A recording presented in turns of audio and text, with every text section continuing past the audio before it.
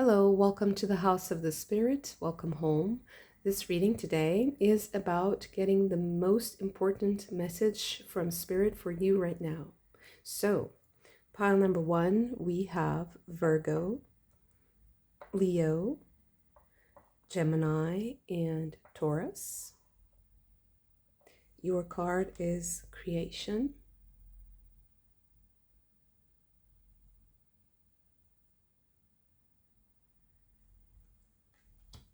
For the second pile, we have Capricorn, Cancer, Libra, and Pisces. Your card is Transformation.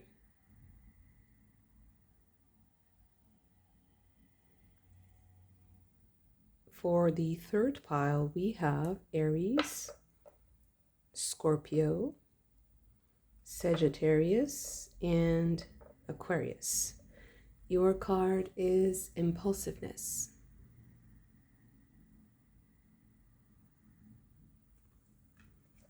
Okay, so I will give you a moment for you to choose your pile using the cards. The zodiac signs are just your intuition. I will see you in your reading.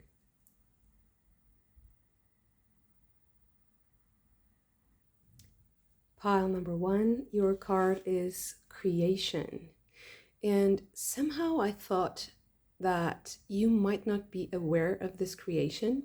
So when I saw the card, I thought that something is going to surprise you. So it's like you're doing something and inadvertently you are creating something else that's actually very important. And I think that this reading is about that, because something you're creating, but your eyes are closed, so you're not really seeing it. You're not aware of it. Maybe you're just feeling something. But it is going to be a great achievement, something that brings you a lot of happiness. Okay, so let's see. What is this creation about? What is it? Okay. What does it bring into your life? I feel like these two might be somehow two different aspects or two different parts of the story, but let me just separate them. So, okay, sorry for that. So we have the 26th moon mansion with Prisoner. Okay. And the 4th moon mansion with Stone. Right. So yeah, this was the first two cards. These two. Okay. This is the waxing crescent moon increasing in fire. The sprout stage with impulse. And the, waxing gibbous moon, increasing in earth, the flower bud stage, and the keyword is ambition. Impulse and ambition.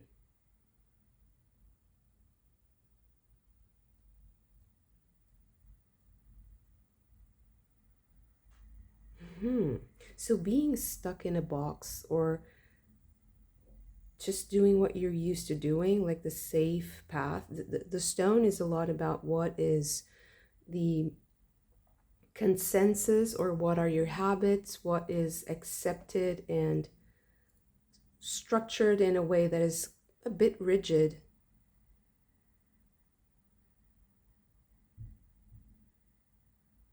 But then impulse and ambition.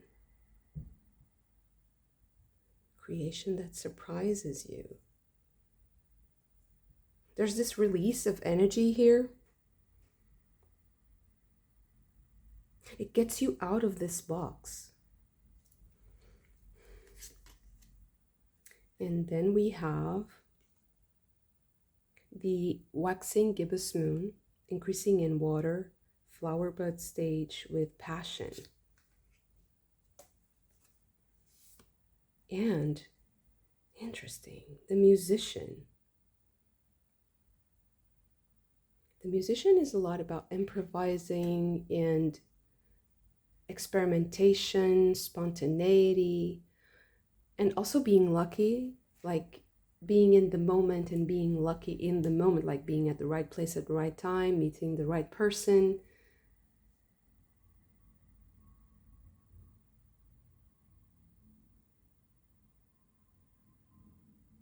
And so these two contrasting energies here, I think, are really beautifully explained in this card, because you're doing something that it's like I can do this with my eyes closed, and it's so habitual, it's not boring, but it's just a part of a rigid structure that you're used to.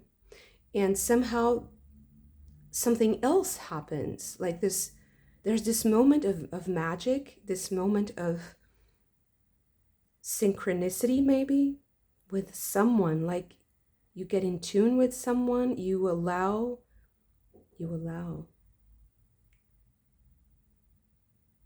Maybe you allow yourself to do something that you really enjoy,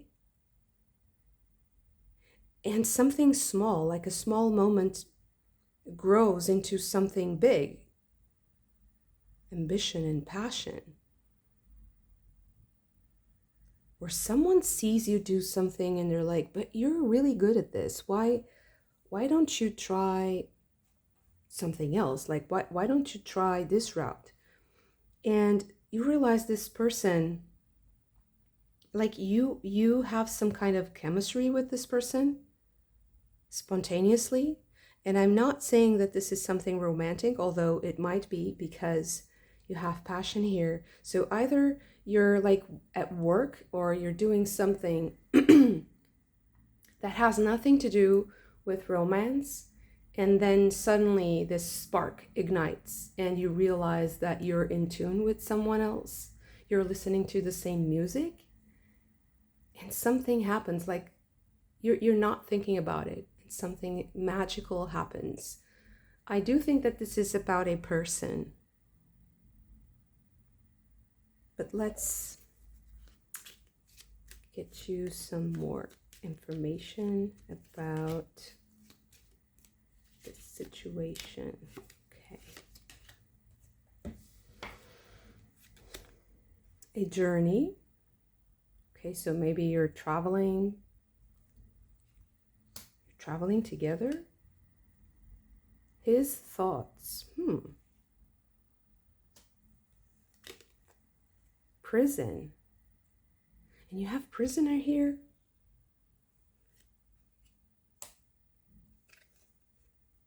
And pleasant letter.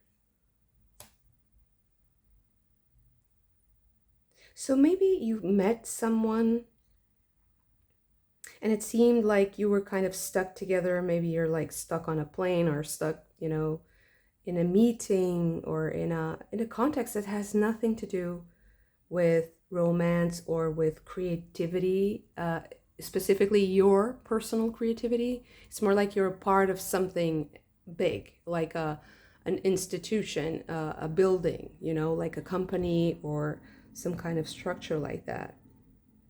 And I feel like this person, it's like you got in their minds, but you didn't realize that happens, that's happening. And I think that you're getting communication about it. If it's not romantic, maybe this person is thinking about you, maybe to work with you in something special. Like they think you're particularly talented for a specific project, or for growth and expansion in your career, because you have ambition. You're on someone else's mind, and I don't think you're aware of that at all.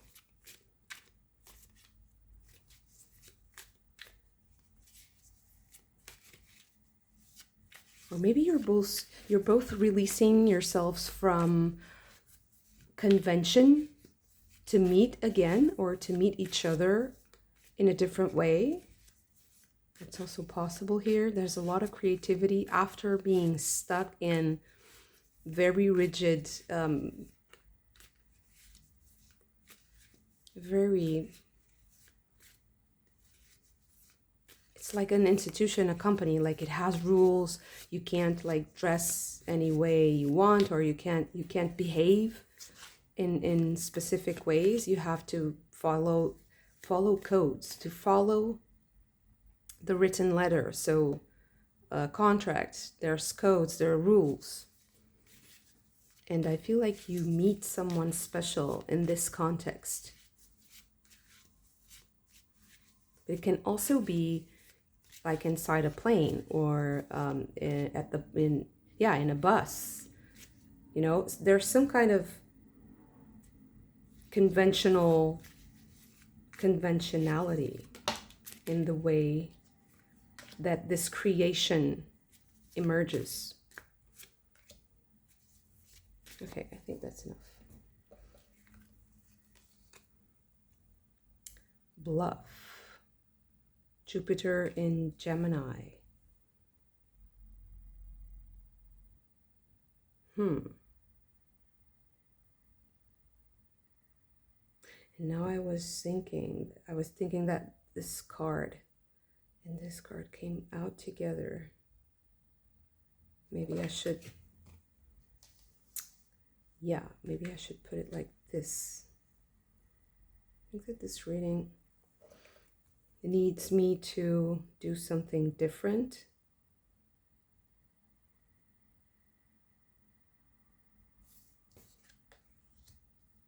Yeah, for now. Saturn in Scorpio with inheritance. Moon in Pisces with empathy. And Mercury in Capricorn with organization. There you go.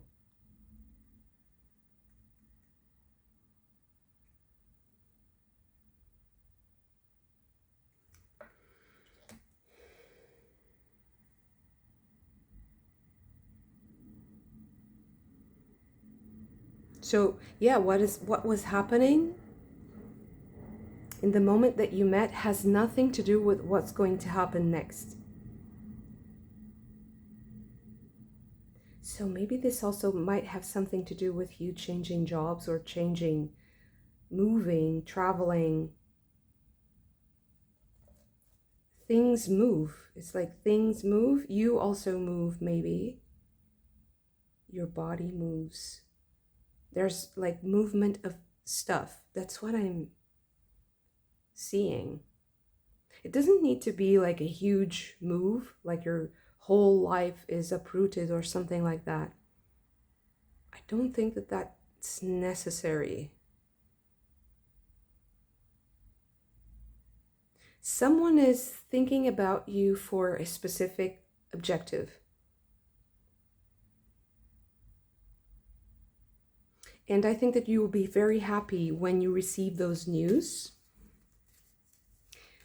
But I also think that you will have to organize, you will have to orient and discern, prioritize a lot of things after you get the message. So that's why I was thinking that there's some kind of traveling involved, or moving something, or even like taking something like an object or a group of objects to another location, transporting something. Communication.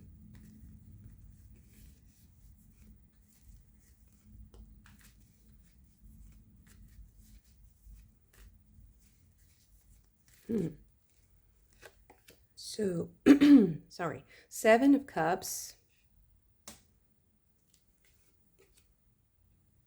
Knight of Cups,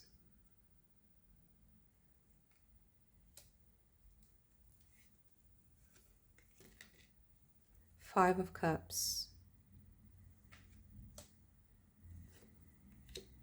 and the Queen of Swords. Okay.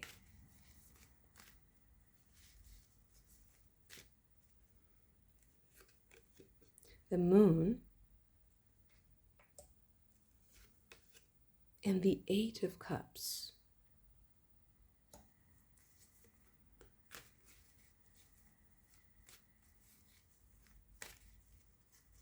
Right.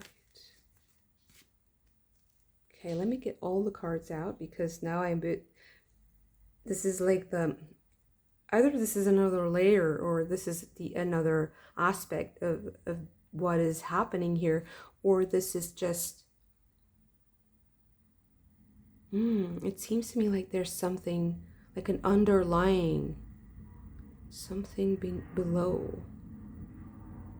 It's not something that happens afterwards, it's something below. Okay, Four of Wands. Sorry, the Hanged Man. The Prince of Discs.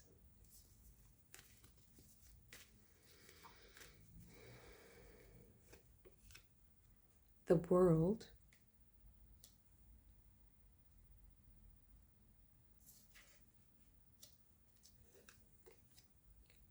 The Chariot. Two of Wands.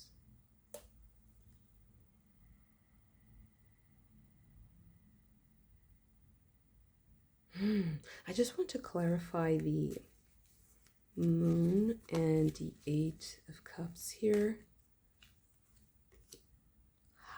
Interesting. The High Priestess. So I do think that this is something underlying the whole situation. It might even be something from the past that is returning. And it's like it has nothing to do with this situation, but it's somehow influencing it. And I do think that this is entering your space because it's something that transcends your existence.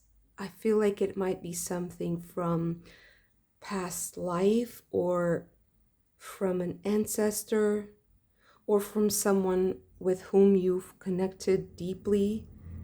There's this attachment energy here that I feel like is disturbing a situation. And it's like your intuition and life and the cycles, natural cycles of life are taking you to a place where you will meet this energy again.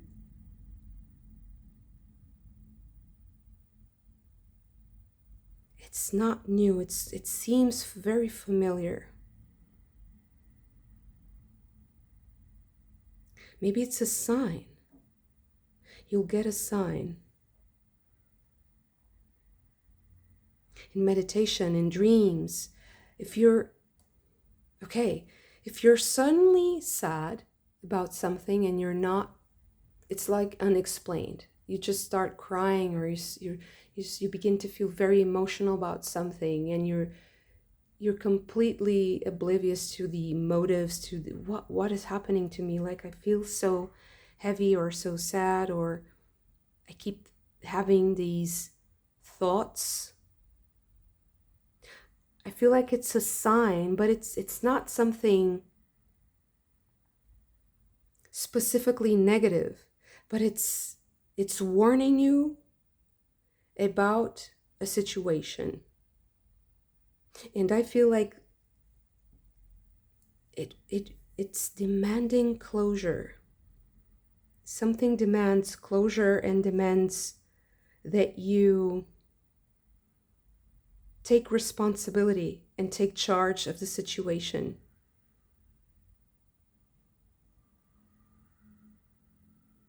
It's all very subconscious and very dreamlike to me, because you're creating, but your eyes are closed.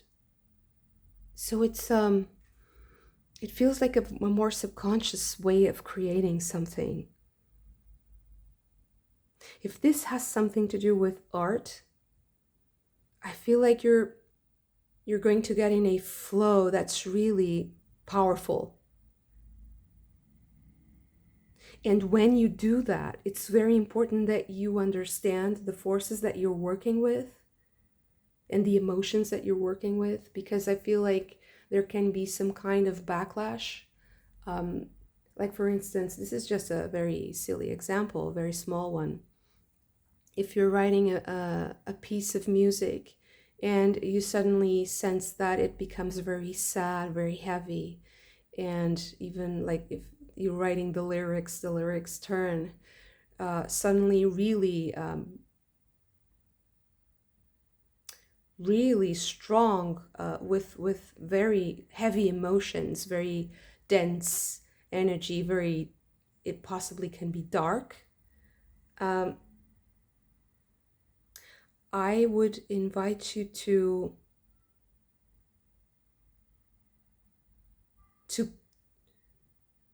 so if it is coming out like song, like music, maybe try to write also. If it's coming out as a poem, try to do a song. If it's coming out as music, try to paint. So it's like try to see it from another angle with another sensorial experience.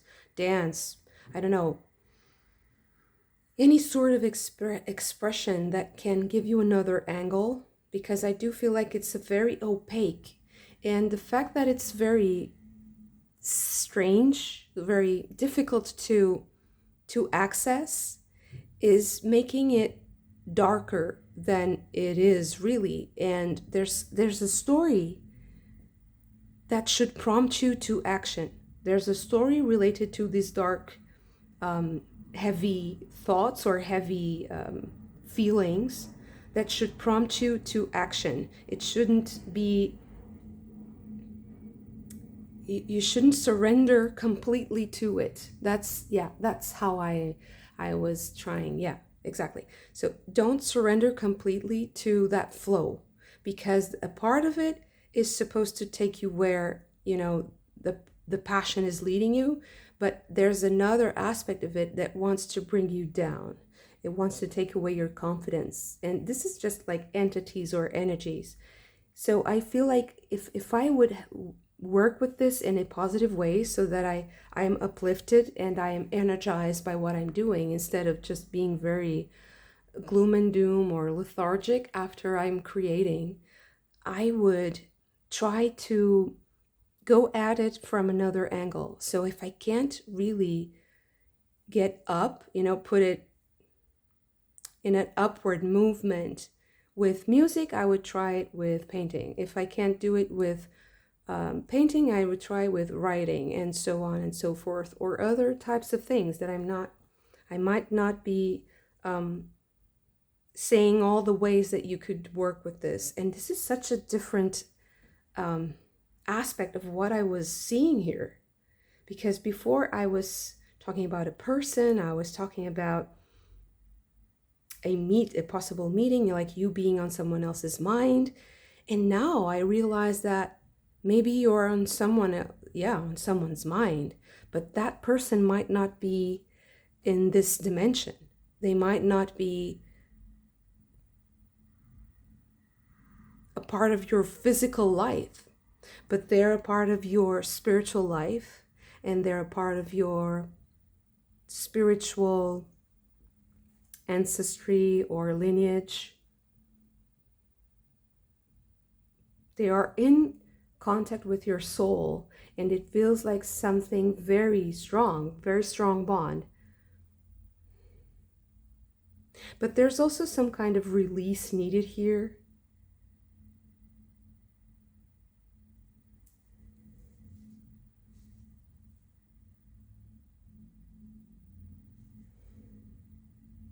It's like there needs to be this prison. Maybe it's someone who was imprisoned. Do you have someone like in your family?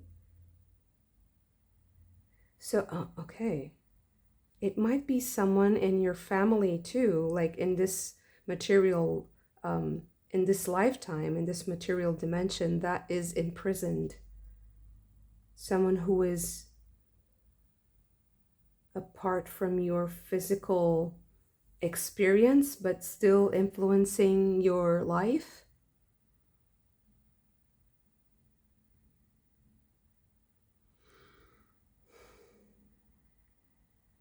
Because I would say that the most important thing about this reading is that you turn this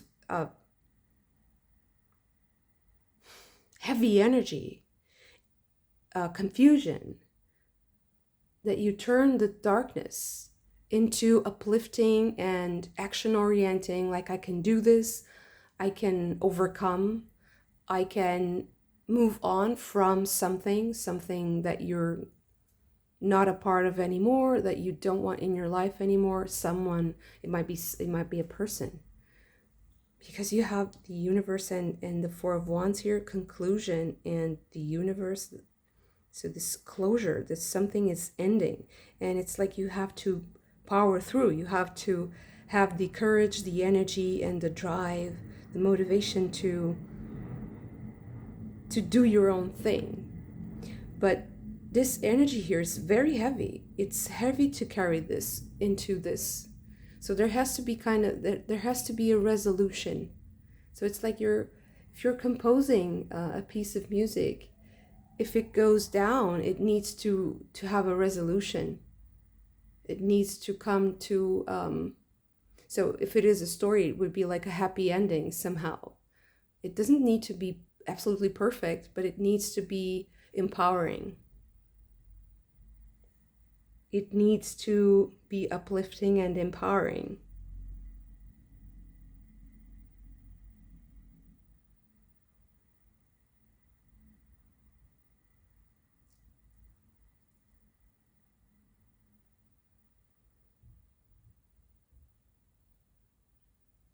An empowering story.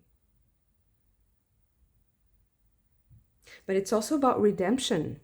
You have the Hanged Man and all this heavy energy. To me, there's a lot to redeem. There's a lot to transmute.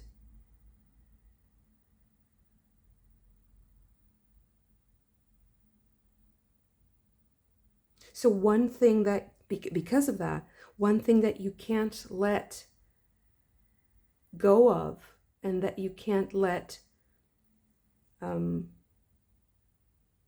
be muddled or buried, let's say. One thing that you really can't let be buried is passion. You have to let it overcome, to let it shine, to let it be bright.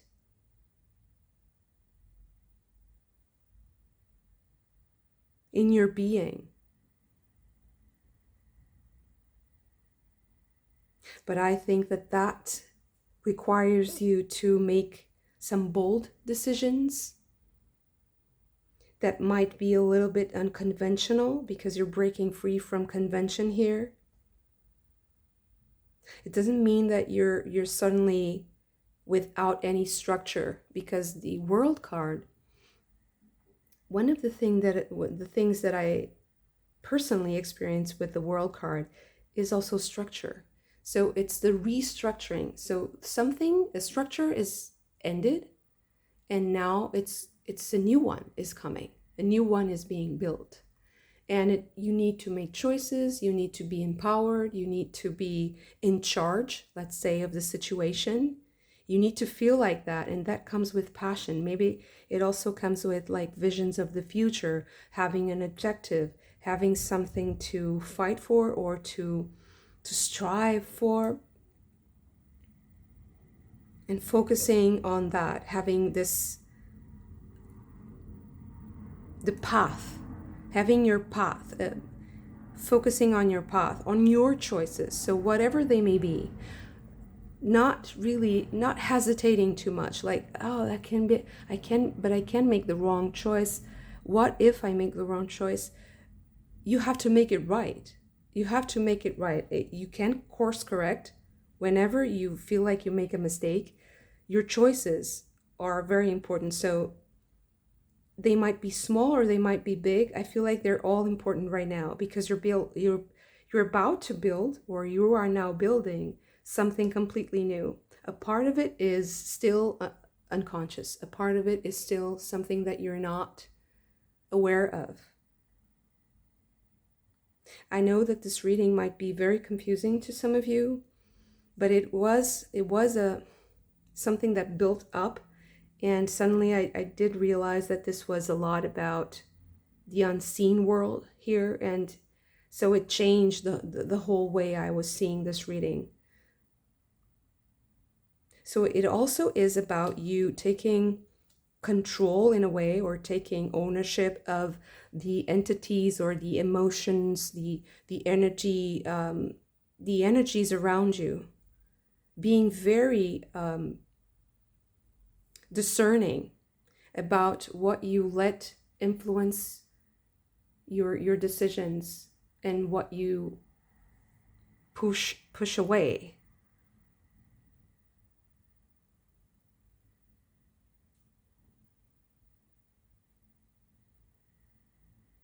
And there is this balance, this beautiful dance between moments of very strict, how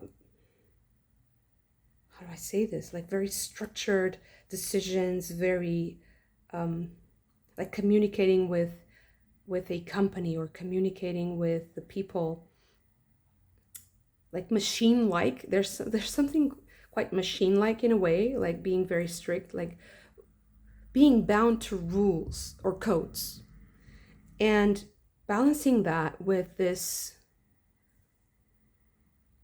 state of surrender. So it's like you managing your surrender to something.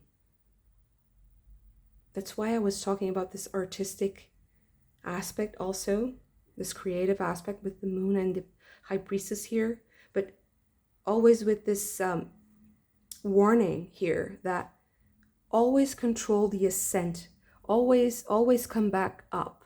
Never let your energy be muddled or be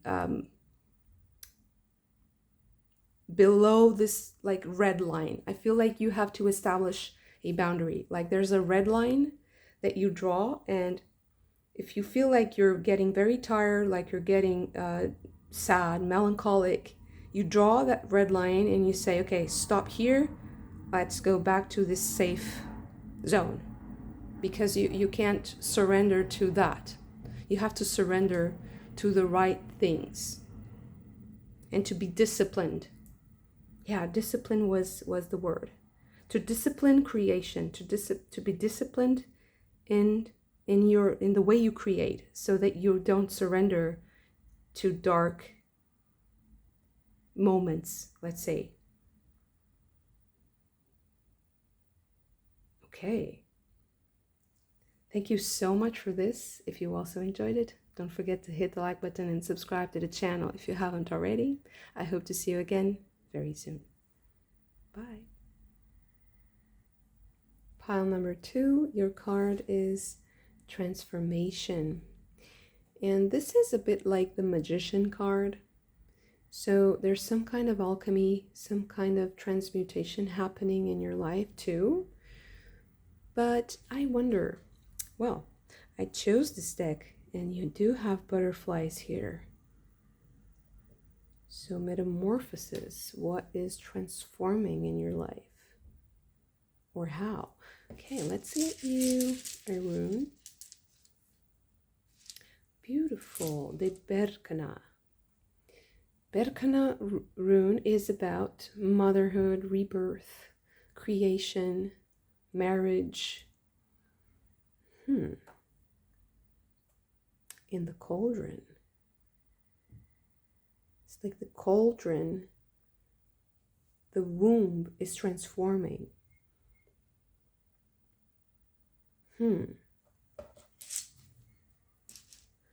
Okay. It's the place of transformation that's also transforming. That's an interesting concept. So We have the Lady of the Harvest, the Fawn, Sylvanus, the Sage, and the Piper.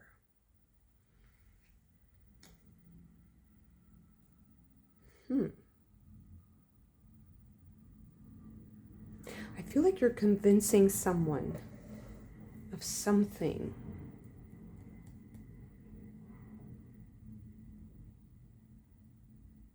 Working with the elements. I think you're past a point you're past a point of working with the ingredients that you had. Now you're searching for new ingredients, or you're going to get new ingredients to transform. And also, the way you are working on this transformation is going to change. You're convincing something. You're convincing someone of something here. Or it can be a negotiation, because there might be this mutual convincing of each other.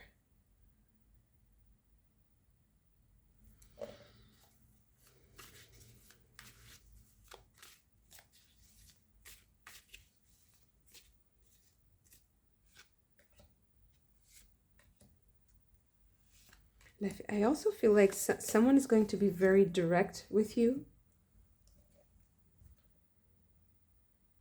but they're going to also be respectful and diplomatic. Wow, the womb. So Venus in Cancer with birth. So this might have something to do with your body for some of you. For like how and this doesn't need to be the feminine body. It can be the way you are working with the nature of your body,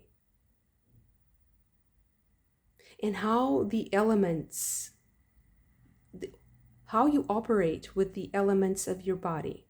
Because this card here is also about healing. It's about knowledge of herbs, knowledge of healing, medicine. So for some of you, this has also, it might have something to do with you finding new tools, specifically natural ones with the fawn here. Very effective, but very effective. But also smooth on the body, sweet. Like music. Very effective ways to work with the body's energies. Saturn in Aries with risk. Moon in Taurus with exaltation. Sun in Aquarius with idealism.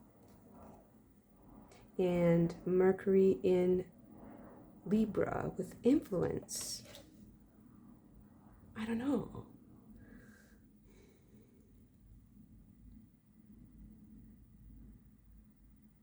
I feel like this has to do with this person that you're meeting.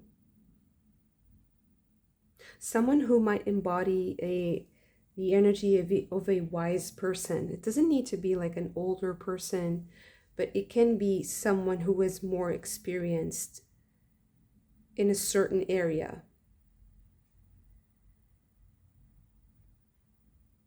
It might be an expert's opinion. Someone who is knowledgeable of medicine, what transforms, what knowledgeable of what can help you transform both the cauldron, let's say, the method, as well as what is put in the cauldron. your body, let's say.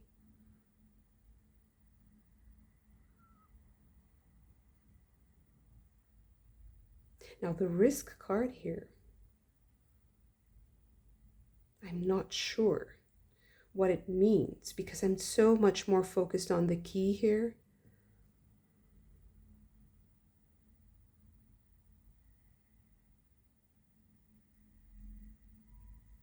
I'll leave it at that for now. Let's see.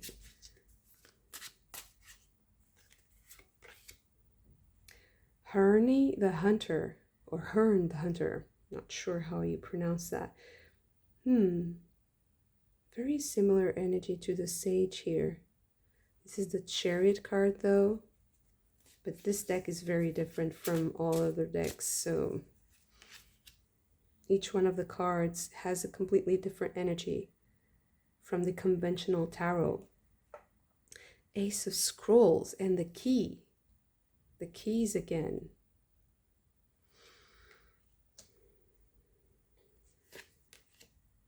The Sun and the Watcher, Queen of Mirrors or Queen of Cups. Right.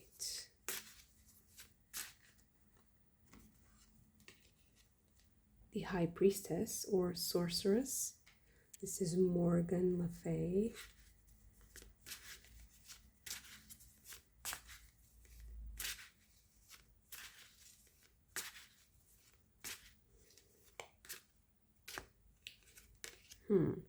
The Green Man.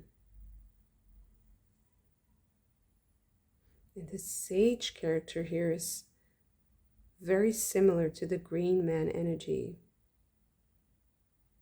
This is the Emperor.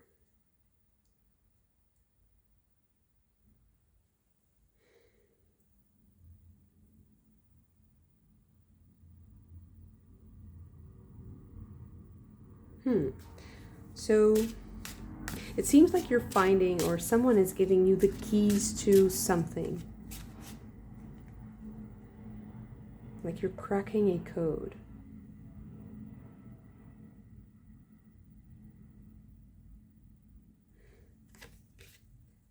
Five of Cups. The Kuan Yin energy. The Divine Child with the Hierophant. So beautiful, this card.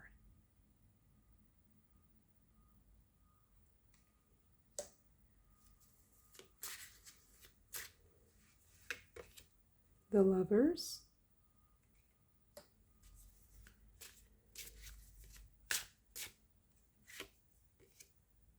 Eight of Stones. The Golden Flower or Temperance card. And the Ten of Stones.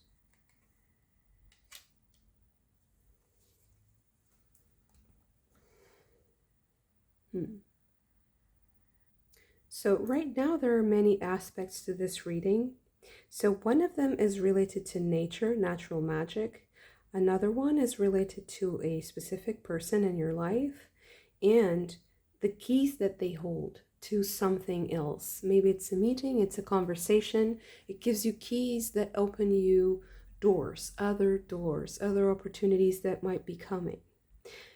But this natural magic that is happening, that is flowing all through the reading, it tells me that it's a healing that is happening in your body that is related to nature, to the rhythms of nature, or to your specific connection to a natural setting. So if you live in a place where nature isn't hostile, let's say, I would invite you to walk in nature, to ground yourself in nature, because I feel like that has a very healing. It's going to be very healing at this moment for you, and it might also be the key that you need. So this person that you're meeting can be an entity that you meet in nature, But for most of you, I would say that this has something to do with a specific person that you're really meeting and that has a personality, a human personality.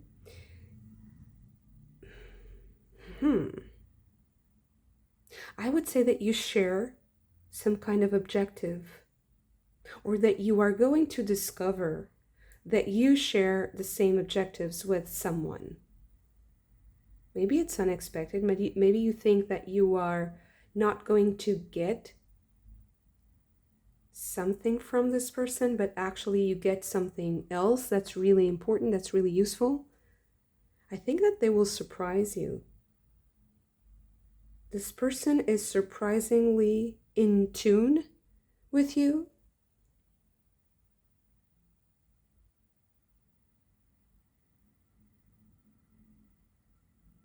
And I think that they will possibly invite you to take a risk. Maybe they will say something like, you should try this other thing that's more ambitious, that's a bit more risky, but I think that you have what it takes to get this. And they will also hand you some kind of key that will also open more doors. So I would listen to this person. I would listen to this person. And it's not just listen and obey with no filter at all. I do think that you have to use your discernment, and somehow nature can also help with that. So I would say that either you meet this person in nature, or that it would be nice if after meeting this person you would go to nature, you would go to a natural setting and just let what they said kind of sink in and work its magic. There's something like mesmerizing, there's something magical that's working through this person.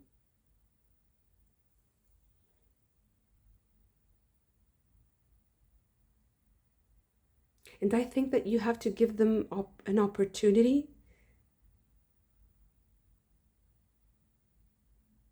You have to be kind of open, available to the possibilities.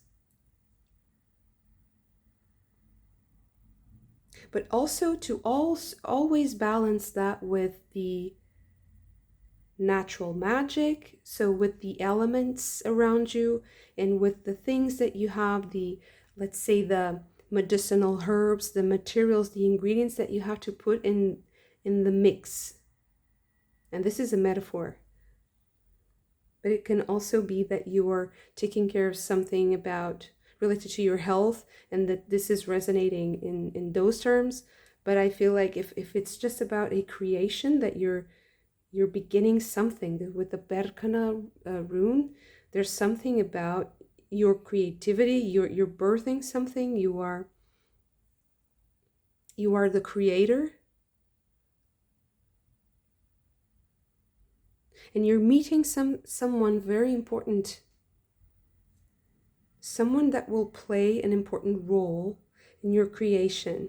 But it's only useful if you're balanced, if you balance the ideas and the beautiful, fantastic things that you want to do, the dreams, with grounding yourself.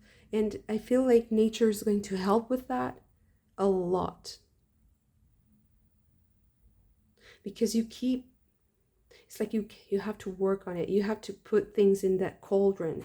You have to know what you're doing. It's not just throwing stuff in there, but you have to keep feeding it. You have to keep nourishing it so that it becomes fruitful, abundant, and strong, like the emperor here, represented by the green man, and lush and strong and powerful, grounded, creative. This force of life working for you.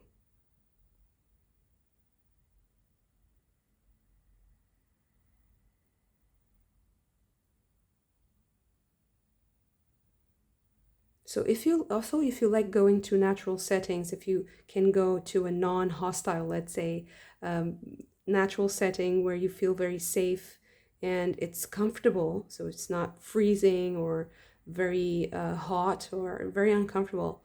If you can go to a place where nature is comfortable, touching like flowers, bringing flowers with you, or herbs or leaves, or touching the water, touching the grass.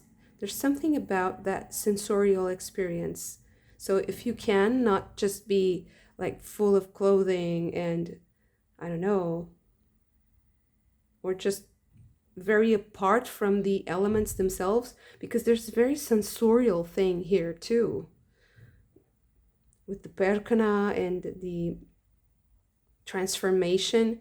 It's like you're doing this mix, you're doing this, you're cooking something, right? You're creating a recipe.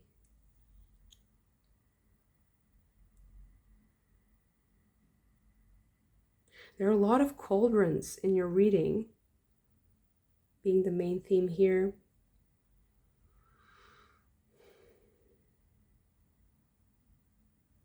And the Eight of Stones, to me, specifically in this deck, is a lot about trial and error. You need to experiment with discernment, so maybe also create a kind of a record of something that you're doing.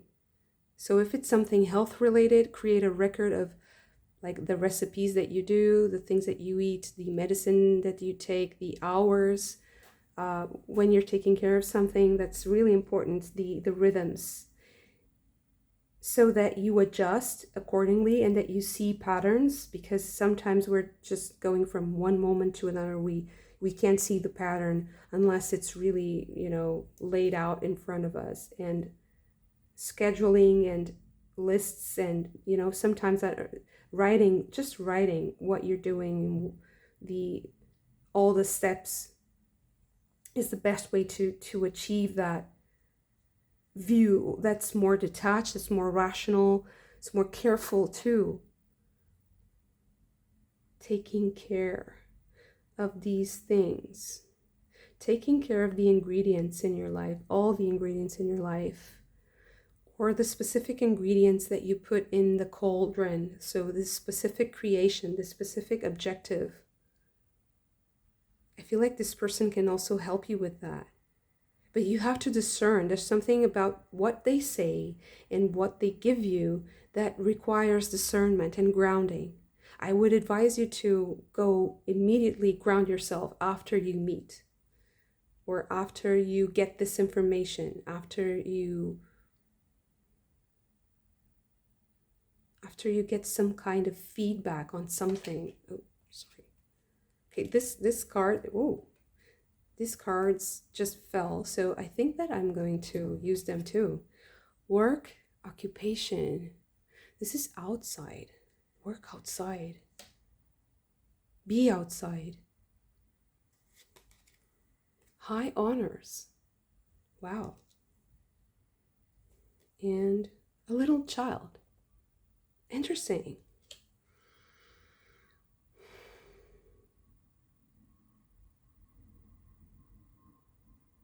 There's something here working backwards. So it feels like this person is also going to see something in you, like a potential of sorts, that they're going to evaluate. I feel like this person is going to look at you they're going to search for things, like to scan you. They're going to put you in the spotlight, to scan you for something that they're looking for.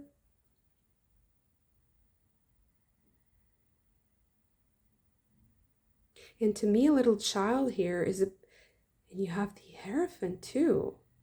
It's like they see something in you and they become relaxed like a child. They want to see what you're about, and they're very happy like a child. They start, wow. They start to behave like like a child, maybe like a relaxed. They're happy to see you. They're happy to meet your energy in a way like a child would suddenly see like a playmate, like, oh, I'm so happy we can now I can play, I can share my dolls with you, I can play with you. But afterwards you have to ground yourself, because maybe you'll be a little bit like surprised by the attitude of this person, because maybe you're waiting for something a little bit more formal or rigid, solemn.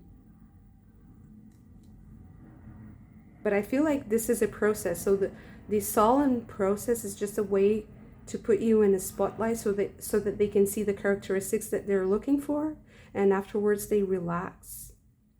So is this like I don't know, kind of an interview, an audition? Might be something like that. It's like it seems like it's work, but then it becomes play and it's fun. Something that seems like work becomes fun. But you need to ground yourself, because you also need to work. You need to make something work, the right energy, the right ingredients in that cauldron. You need to make something work.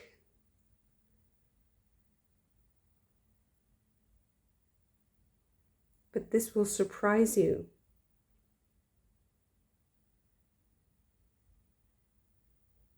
It will also heal you. It's an opportunity for healing of specific aspects in your life. Wow, this is really like someone is giving you an energy. So they want to invest in you, or either they want to invest in you like attention or resources, and you're really surprised that this is happening like that. Or it's just this incredibly healing experience of getting this. It's like you touch this person, you touch the child, like you touch their inner child.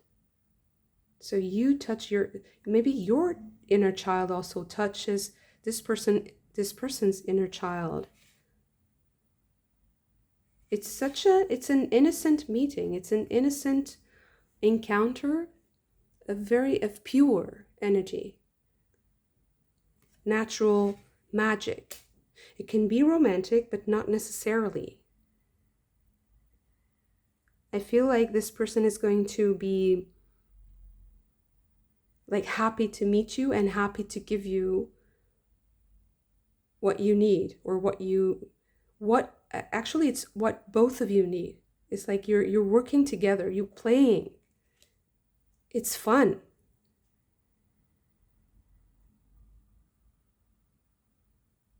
And I don't know why this natural energy is coming up. So it can be this natural connection, like it's a natural connection.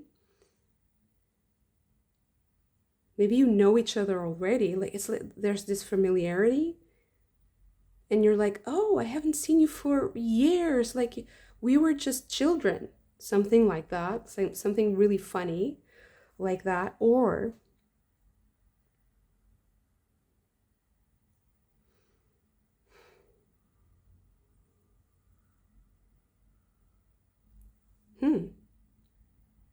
so just what I was saying just was clean off of my mind.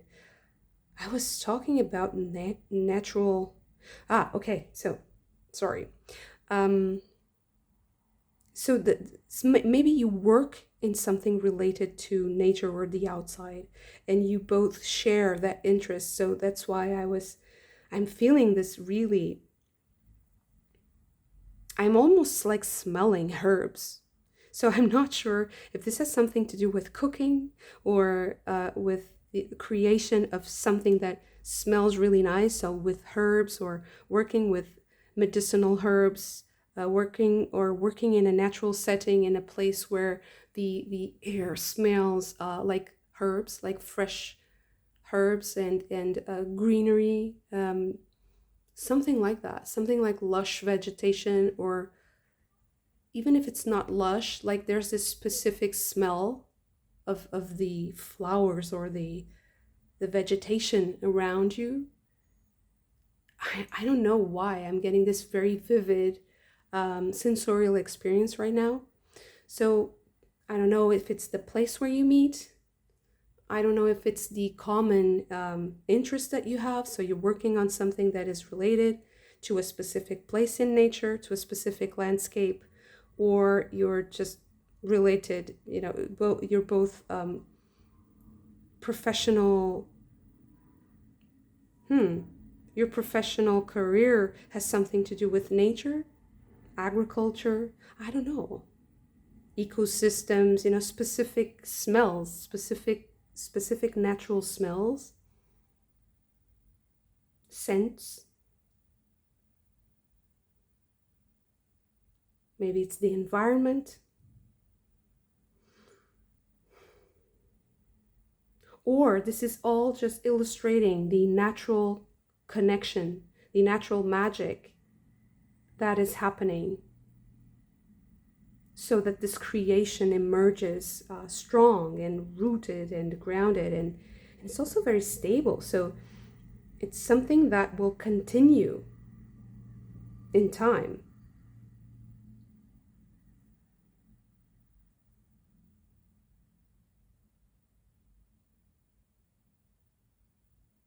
Very, very helpful energy. I'm feeling like you're meeting someone who is going to be very helpful, because your inner childs, you're both of your inner childs or inner children, they connect instantly. So it's like there's this, well, it's not, it's so before they have to put you on the spotlight, but when a specific theme in conversation comes up, or there's this icebreaker it just opens up the whole conversation. It brightens up the spirit, and suddenly you realize that you know each other already, or that you're similar in a way that's really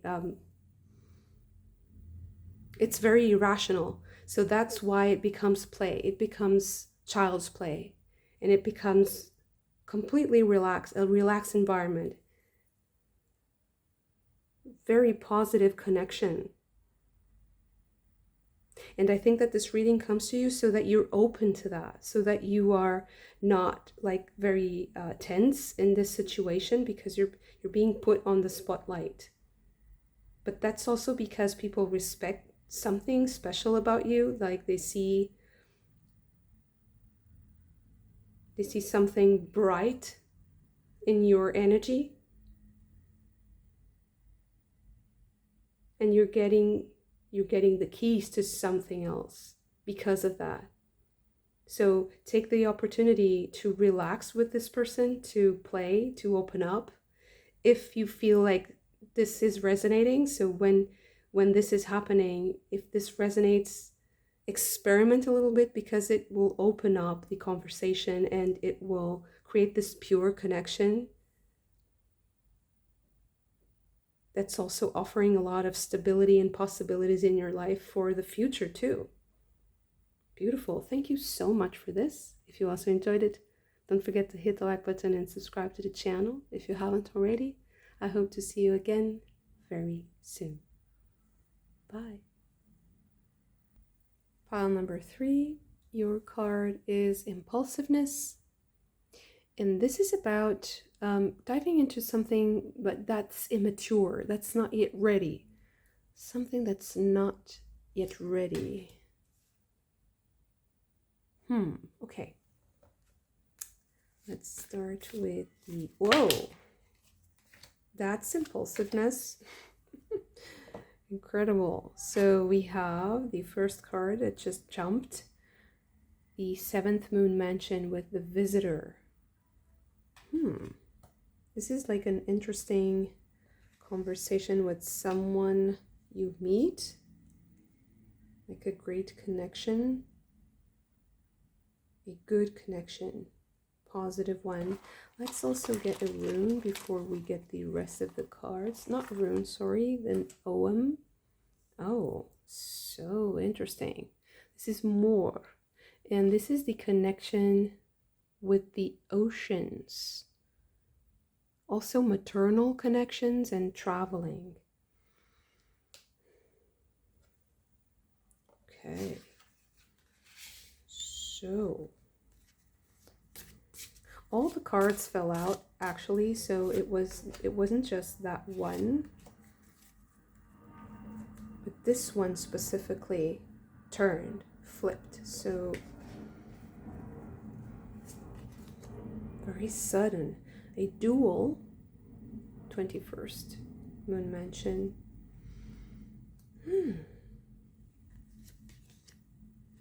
28th moon mansion with the sleeper. And the goddess Hera.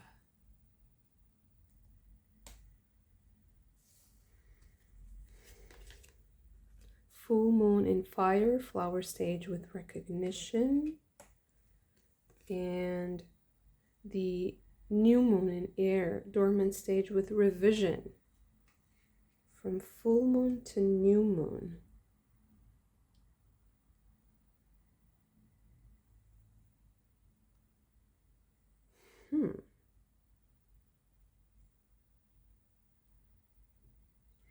Someone that's helpful, someone that's an ally, and maybe someone who is, and this might be someone who is an adversary, someone who won't budge. They won't give up. The sleeper is like some things you can't really do anything about. All you can do is wait.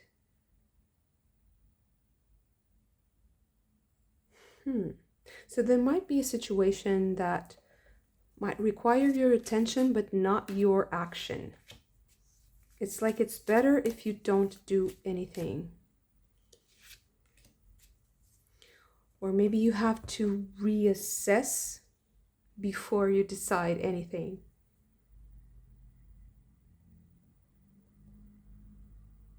Because it feels like people instantly recognize your authority and respect you regardless.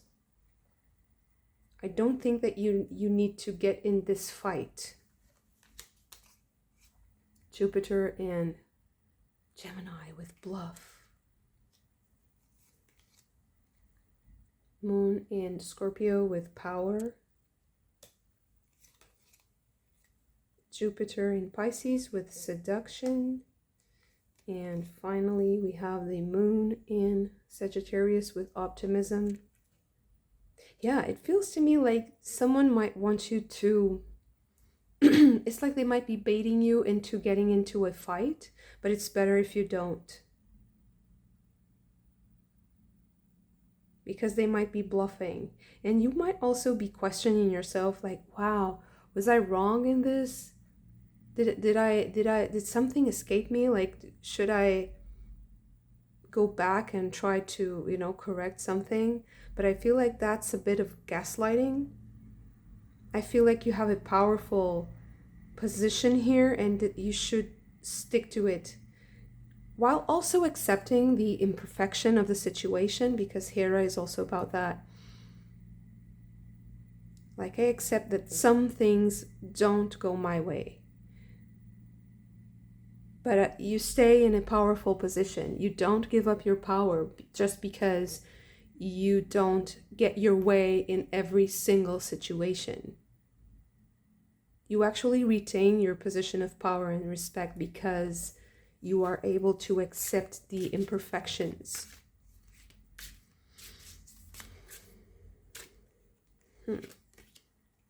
Nine of Staves. This might be a tiring situation. Like this fight can be on your mind. It can be weighing, something is weighing on your mind.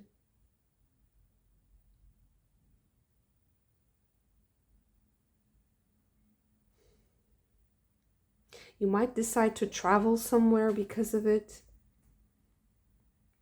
Maybe you have to go somewhere, take care of something because of this situation that you have on your mind, some kind of worry about someone specific. But it feels to me like they want you to fight and that you shouldn't. Maybe you shouldn't go.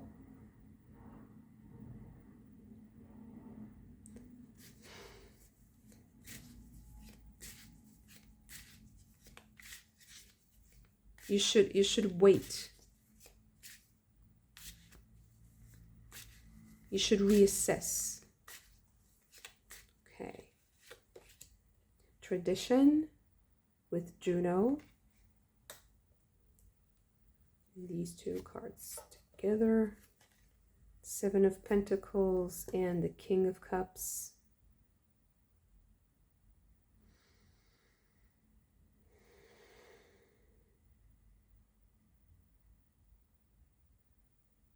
It's like you have to take it easy on someone, cut them some slack maybe, and yourself.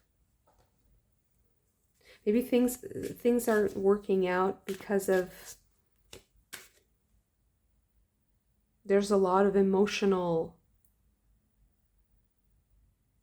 like there are a lot of stories that you maybe you're not yet in touch with. But in time you will, and there's something quite intricate.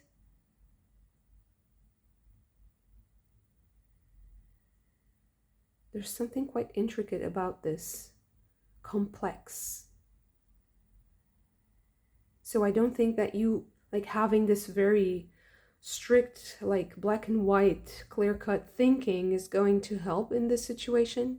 So don't push yourself into decisions or to situations of conflict or having to face things, very fiercely and boldly, because I feel like taking your time and being prudent, being cautious, allowing for the emotions to unravel, to flow naturally. It's like time will also help something.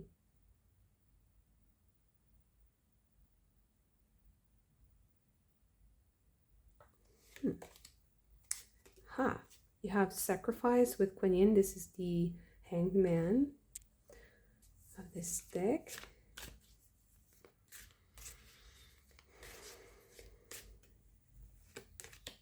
And Power with Freya.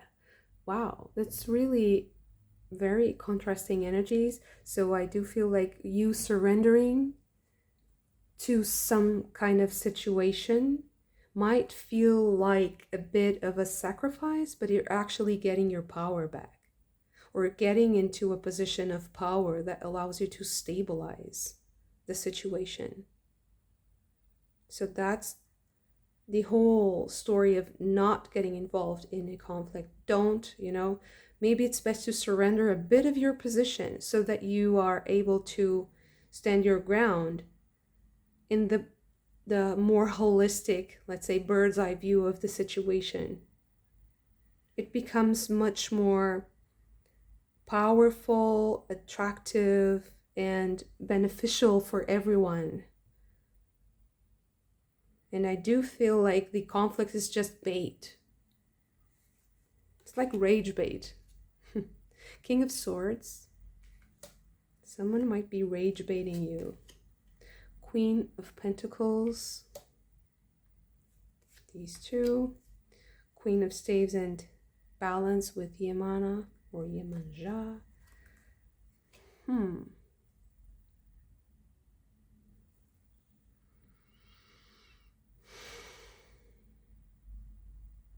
There are many people involved in this that you might want to consider. And I feel like you have to balance all the other people's positions with your own so that your position is strong. You strengthen your position by seeing the full picture, the full array of opinions and thoughts, and to give yourself time to ponder, to sleep on them, to integrate them slowly. So don't give in to rage bait. No rage bait. Peace and power and stability comes with having a balanced view of the situation. And it takes a bit of time. 6 of Staves. Victory is yours. Wow. Okay, that's a lot, but let's see. 4 of Swords, rest. And these 3 are really just a unit to me. 6 of Cups. The Moon with Diana. And the King of Pentacles.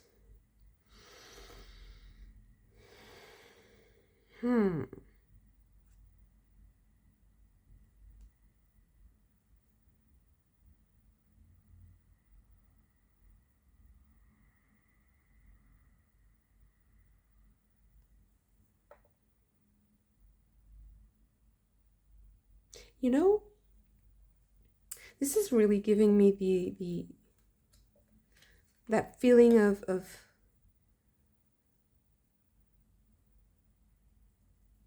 you know, like when we need to rest and we just indulge in watching like old stuff, old TV series, you know, these comfort movies and things that remind us of the past, of beautiful things from our past, going through memories, going through photos or books that you really enjoyed when you were a younger person. There's something about that restores your authority in the situation, which is interesting because it's about relaxing and it's also about being a bit more, how can I say this? Less responsible. Because this is about reminding yourself that with all the responsibility that you have right now, it can also be strengthened. That position of authority and responsibility can also be restored and nourished by memories of a time when you were less responsible, when there was less to do, when you weren't accountable. Because I do feel like that's one of the most I would say like attractive things about looking at the past and looking at things that we enjoyed when we were children or less responsible, is that we remind ourselves of how it felt to be like that. And that also helps our body decompress. It puts us in that state. It triggers the mechanisms that allow us to relax, to forget about the responsibilities and the pressures of life. So it is about letting go. Now it's about letting go. You empower yourself by letting go of the power. It's very paradoxical, but it's also a way to achieve victory, even if it's not immediate, because I don't think you should involve yourself into any fights or just don't be rage baited by anyone. You won't lose anything. So maybe this is also about like FOMO, like fear of missing out. So this is telling you to to reconnect.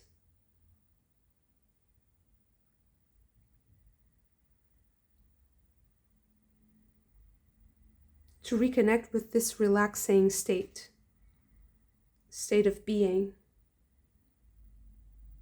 to let it all go for now,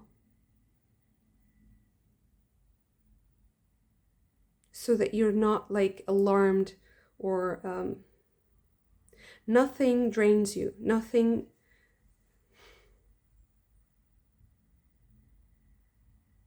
drains you. Nothing drains your authority too. There's no one that's going to take over. No one is taking over.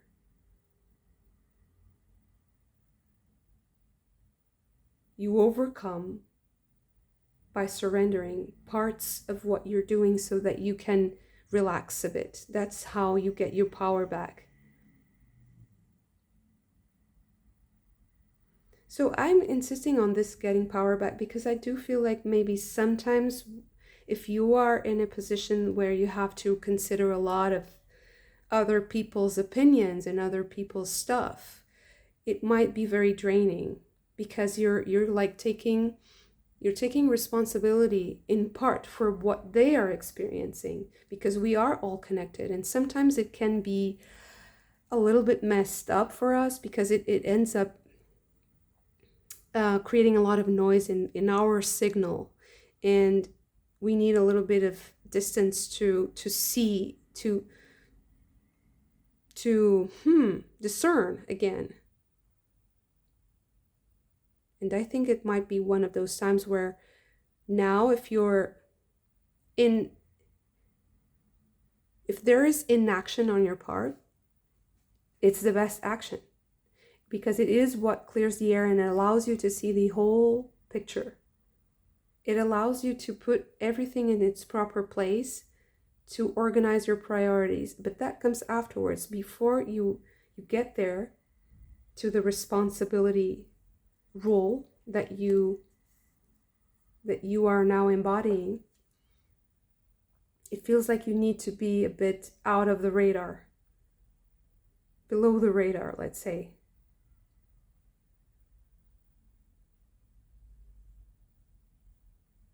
And this reading comes to you so that you're not rage baited, or that you're not tempted. It's like don't be tempted. Shut it down. Shut it off. If it's a cell phone, or if it's something that you can shut off, if it's a phone call, if it's someone trying to, get into your